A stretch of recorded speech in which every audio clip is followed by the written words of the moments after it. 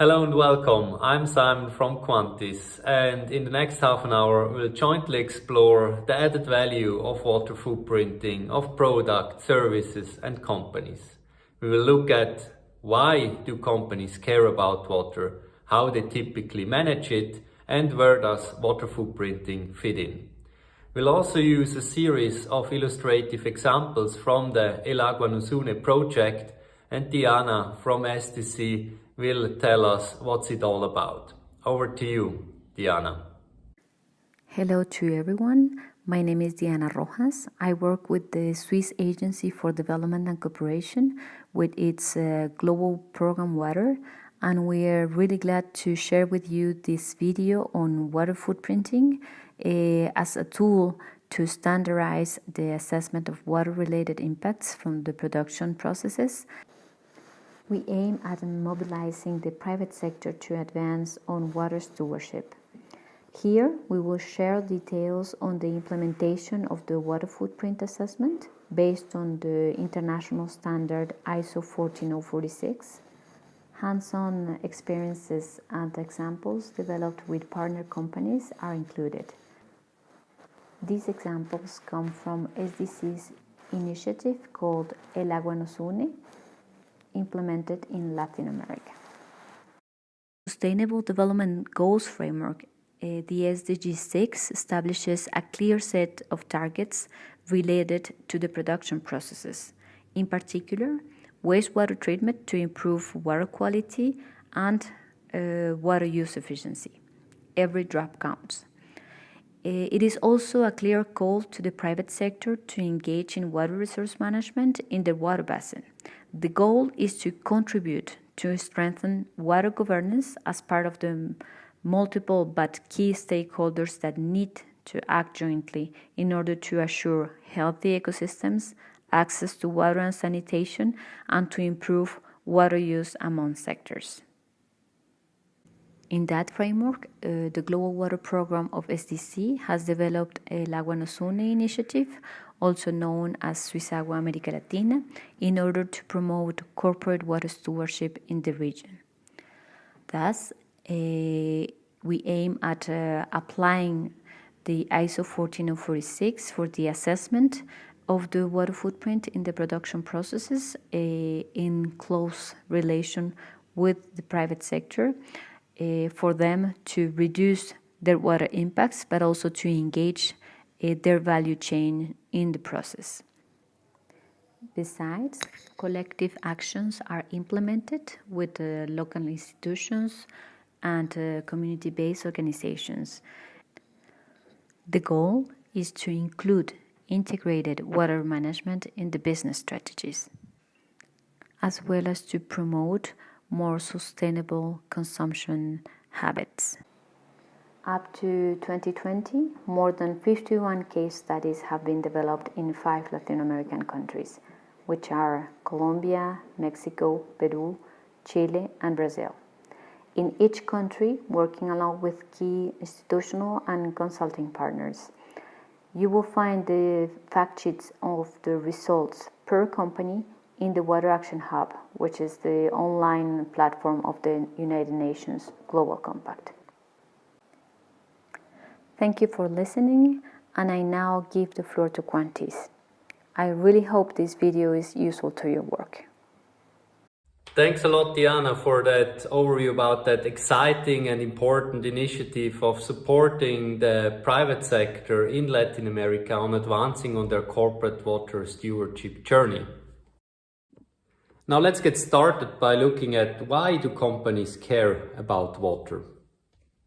According to the CDP, companies report financial impacts of more than $14 billion every year, which are related to water. And it's not about future risks and prognostics, it's really happening today. And the key drivers are physical water risks, such as lack of water or too much water due to extreme weather events, which will become more severe even in the years to come, which can have a direct impact on the operational cost and also disturb supply chains. Now the issue is that many companies do not even know how much water they extract, consume and release. And that's mainly related to the fact that water is typically a cheap resource, an undervalued resource compared to other costs such as energy or other raw materials. However, water could become very expensive due to physical, regulatory and reputational risk.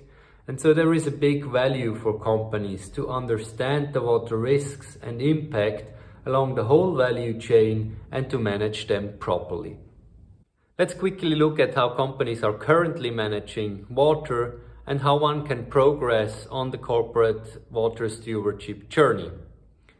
Currently, most companies focus on legal compliance and implement actions in their own operation, which includes water efficiency, wash, or improved water treatment in order to achieve excellence in water management of that direct operations.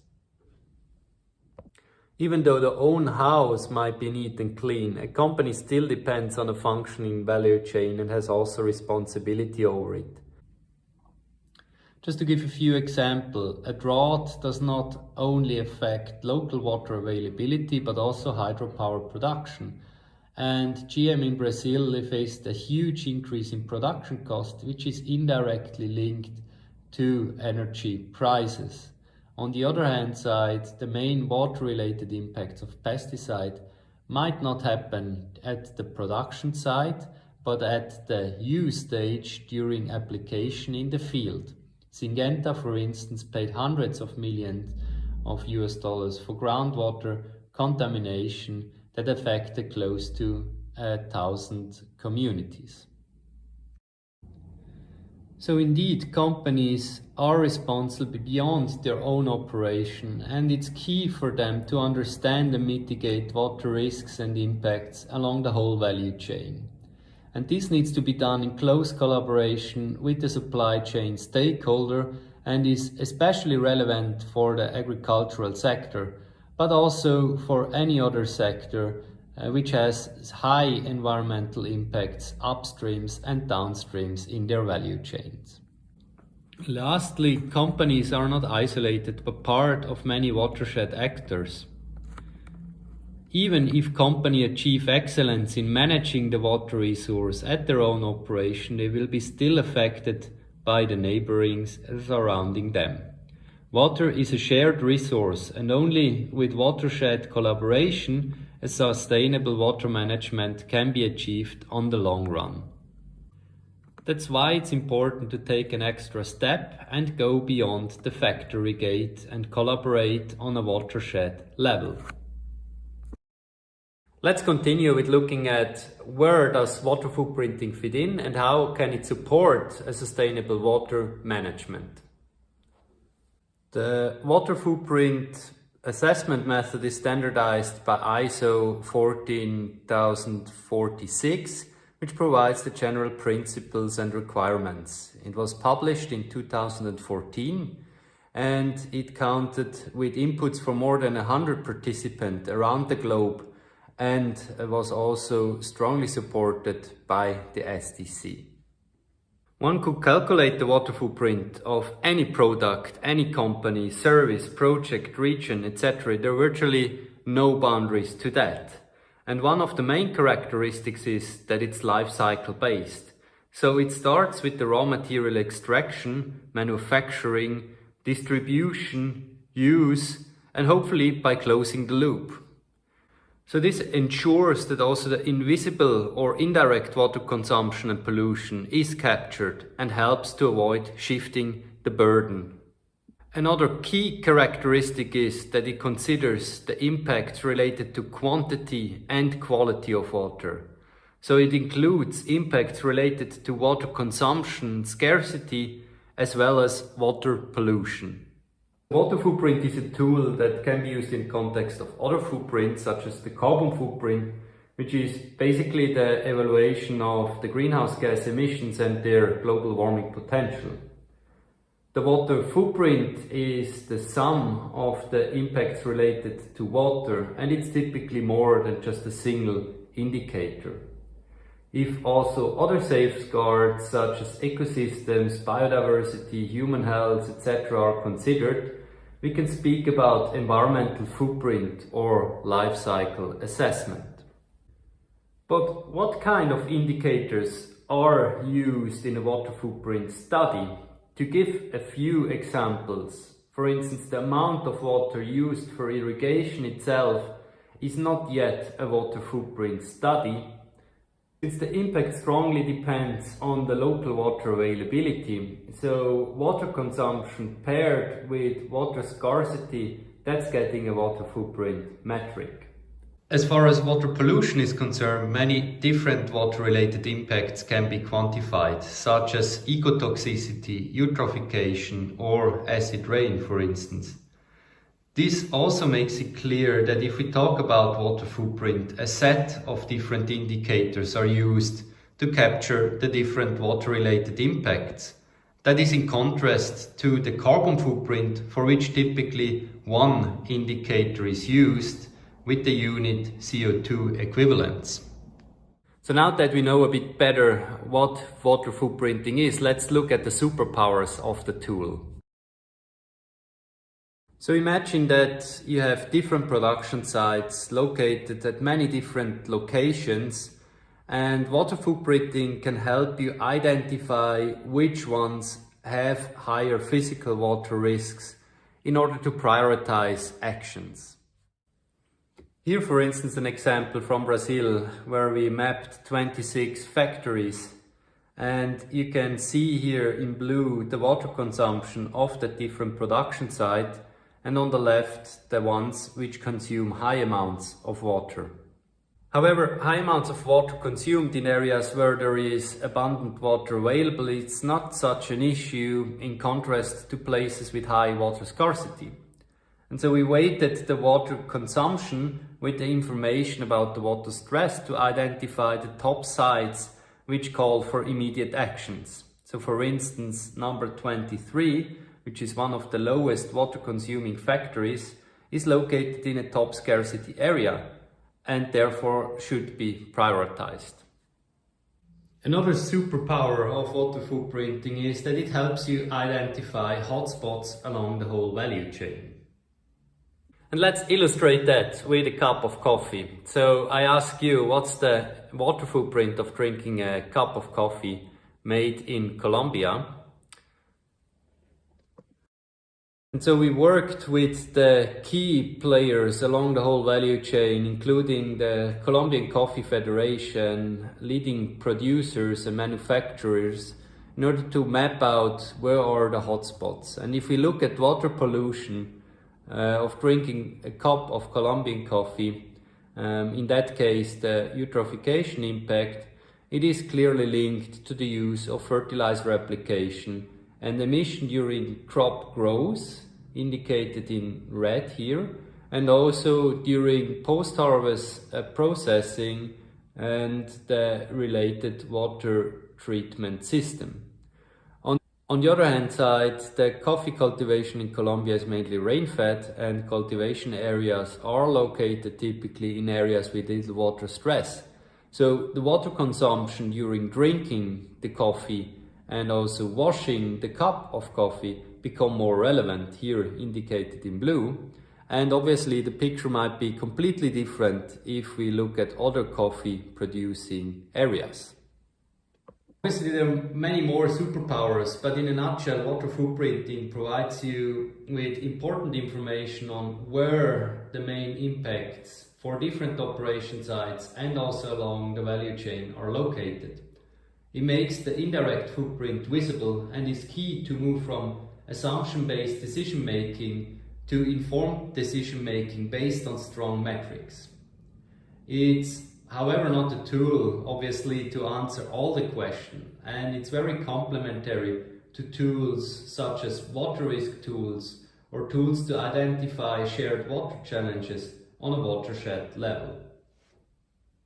So once the key challenges and hotspots are identified and understood, relevant targets can be set. Today many companies define their water targets on increasing internal efficiencies, For instance, reducing 20% the water use in manufacturing by 2030. And often these goals are a good starting point, but fall short and do not address necessarily the local water challenges. In some areas, for instance, access to safe drinking water or targets on water quality is more relevant than reducing the water use. And that is why context-based targets based on science and considering the local contexts and are aligned with the regional and global targets such as the SDG 6 are key. A key resource here is the published guide available on the CEO Water Mandate page, and also in the project Agua Nos we identified and used context-based water targets for companies as part of the indicator set. So once the hotspots and challenges are understood, targets are set, now it's really time to make a change and implement actions. And this can range from implementing good practices and technology in own operations, but then also engage along the value chain and take collective actions on a watershed level. Looking at the implementation of good practices and technologies, many different actions specific to business can be taken, including water reuse, rainwater harvesting, drip irrigation, wash, etc., etc. And just to give one example from Fabricato, a Colombian denim producer, they invested into state-of-the-art water treatment system technology, focusing on water recirculation, color removal, which led to significant reduction of the water consumption, improvement in terms of water quality, so reduced water pollution. And it's a very nice example since it does not only lower the water footprint, but is also very beneficial cost-wise by reducing energy consumption costs.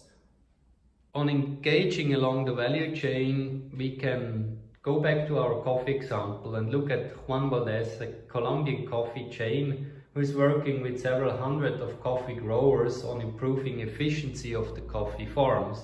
And among other activities, one of the key focus is to really support farmers in soil sampling and optimized fertilizing. And on one hand side, that reduces the main environmental impacts identified by the water footprinting assessment, but then on the other hand side also reduces significantly the costs. And then another example of engaging in the value chain and contributing to SDG 6. Here an example from Cold Cafe, working with more than 600 coffee growers to establish a centralized post-harvest processing plant which is more efficient than processing on a farm level. And the traditional post-harvest processing, and we have that seen before in the footprint of a cup of coffee, is significantly contributing to the water pollution footprint due to the high organic load which is discharged. And engaging with the coffee bean suppliers and jointly establishing an efficient processing plant which treats the water and composts the byproduct leads to a significant reduction of the water consumption and also the water pollution footprint, which comes with other environmental and social economic benefits. So these were just two examples. There are many, many more out there, and a lot of them are also captured and shared on the Water Action Hub platform, also related to working collectively on a watershed level. And I just encourage you to check out the platform, and there are literally water projects all over the globe on different topics, and we don't want to reinvent the wheel. So check it out, get inspired, share, connect, exchange, and it's really a powerful platform. Just check it out. Now, having understood the key impacts, the challenges, the risks, having set targets, implemented actions, defined an action roadmap, we also want to communicate on our advances on the water stewardship journey. and footprinting can provide valuable metrics for a credible communication to external and also internal stakeholders. If you want to become more active in water footprinting, and I hope I caught your curiosity, become an active member and join the network and the community of practice. And there is also a course on CapNet to get the free training, and you can access open source materials. Check out the webpage of Agua Nos. And besides the ISO standard, there are also other sources which are relevant in case you want to learn more about water footprinting, which is the ISO 14073, which is focusing more on providing examples. Then there is a practical guide to ISO 14046, a guide to water footprinting in Latin America. And if you're more curious about, how to calculate and how to evaluate and what indicators to use, there is a guidance from the Agua Nos project.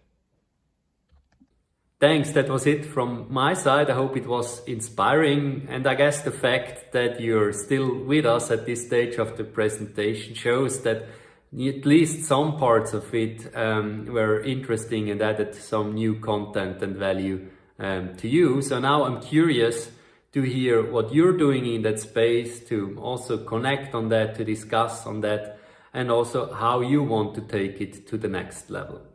In case you have any question, just feel free to reach out to me. I think here is my email. Just drop me a line and I'm really happy to exchange. Have a good one.